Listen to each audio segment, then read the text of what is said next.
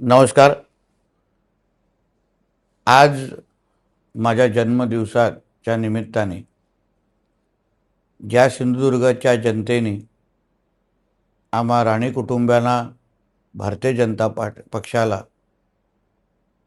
नेहमीच मतदानारूपी आशीर्वाद दिलेला आहे, भरभरून दिलेला आहे, त्या आमच्या सिंधुदुर्ग जनतेला जिल्ह्याचा पालकमंत्री म्हणून मी आजच्या दिवशी काही द्यावं अशी भावना माझ्या मनामध्ये होती। जनतेची सेवा करणं हेच माझं मूळ उद्दिष्ट आहे आणि माझ्या जनतेच्या मनातला प्रत्येक प्रश्न, प्रत्येक अडीअडचण सोडवणं आणि ते सोडवण्यासाठी कुठल्याही टोकावर जाणं हे संस्कार सन्माननीय राणे साहेबांनी आम्हाला दिलेले आहे।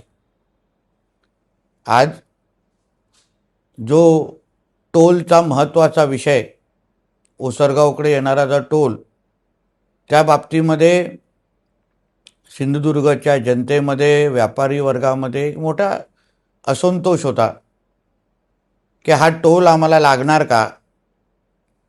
टोलच्या बाबतीमध्ये केंद्र आणि आमचं महायुतीचं सरकार आम्हाला काही सहकार्य करू शकतं का अशी भावना सगळ्यांमध्येच होती आणि त्याच भावनेचा आदर ठेवून मी सिंधुदुर्गच्या जनतेला विश्वास दिलेला, शब्द दिलेला की ह्या बाबतीमध्ये निश्चित पद्धतीने सकारात्मक तोडगा काढला जाईल।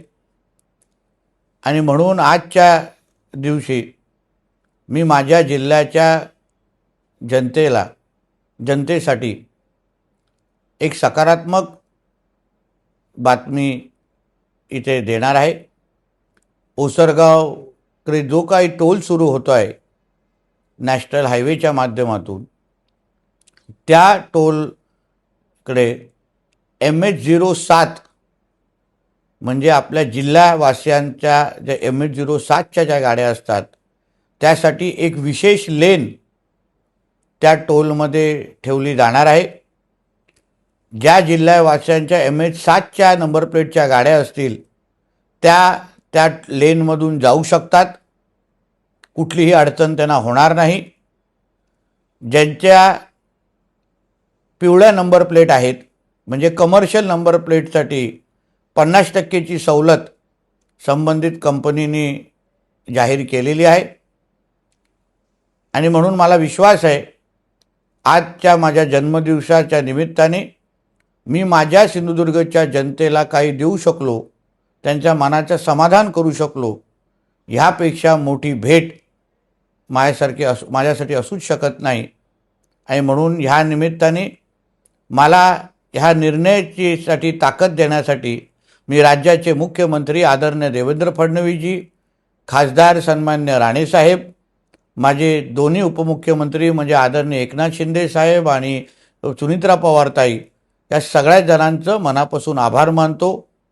प्रामुख्याने आमचे नितीन गडकरी साहेबांचे पण मी आभार मानेन की त्यांनी या पूर्ण नॅशनल हायवेच्या रोडच्या निमित्ताने जिल्ह्यावासियांना जे काही सहकार्य केलं त्यासाठी त्यांचं मनापासून आभार मानतो।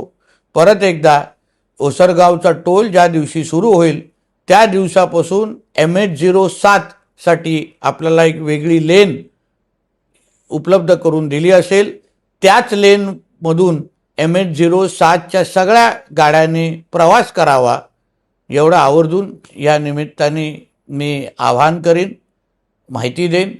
धन्यवाद। जय हिंद, जय महाराष्ट्र।